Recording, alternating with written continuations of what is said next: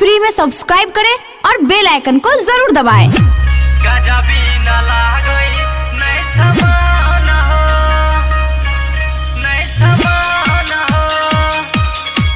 Presented by Krishna Music and Movies.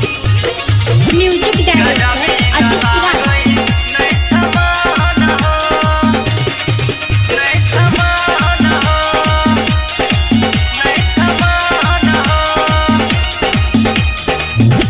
अरे रे हमर जहन बनल गाजा न पिए छिताया बछले माजा। अरे रे हमर जहन बनल गाजा न पिए छिताया बछले माजा।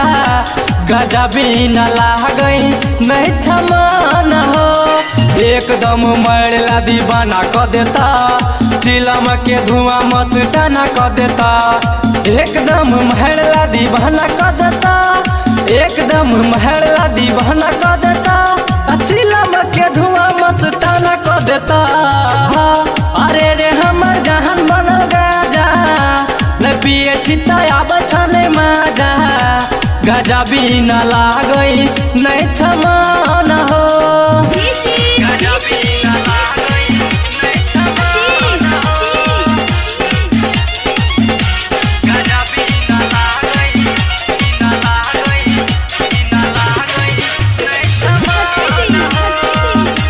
Presented by Krishna Music and Movies.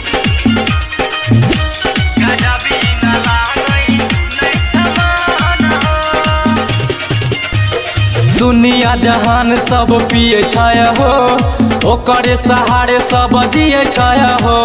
Bhola ji के बूटी खूबे कहम करे छा।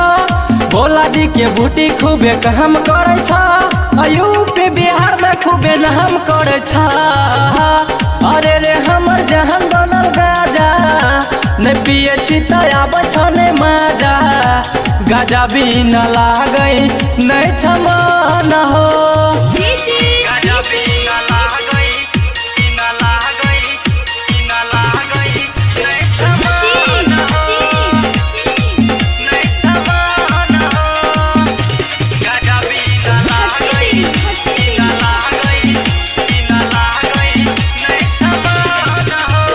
गाजा पी के सब गम भूलल रहे छा।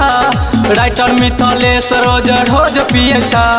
सब लोग गाजा के दीवाना भेला हो। सब लोग गाजा के दीवाना भेला हो। गायक मंटू माही है बात कहे छा। अरे रे हमर जहन बनल गाजा न पिए छिताया बछले माजा। गजा बिना लागई नहीं छमान हो। एकदम मरला दीवाना क देता। चिलम के धुआं मस्ताना क देता। एकदम मरला दीवाना क देता। एकदम मरला दीवाना क देता। चिलम के धुआं मस्ताना क देता। अरे रे हमर जहन बनल गाजा न पिए छिताया बछले माजा। गजा बिना लागई नहीं छमा।